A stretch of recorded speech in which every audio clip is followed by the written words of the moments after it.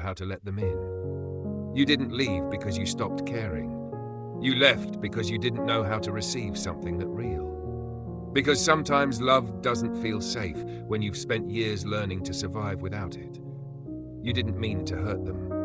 You were protecting yourself in the only way you knew how. Now, in the silence they left behind, you find yourself revisiting every small moment, a glance, a message you never replied to, the way they stood by you when you couldn't stand yourself. And you wonder, did I ruin something I was meant to keep? Would they still be here if I had stayed? I won't tell you it doesn't matter, because it does. They mattered. The connection mattered. But I will tell you this, regret isn't the same as failure. It's a sign that something inside you is waking up, something that recognizes what real connection looks like, and now aches to be brave enough to hold it next time.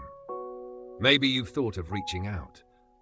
Maybe your fingers hover over the keyboard, trying to type the right version of "I'm sorry."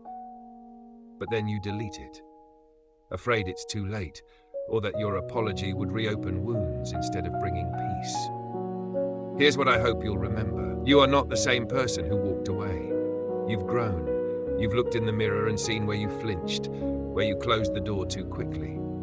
That awareness is a kind of healing, the kind that prepares your heart for what's ahead, not just what's been lost.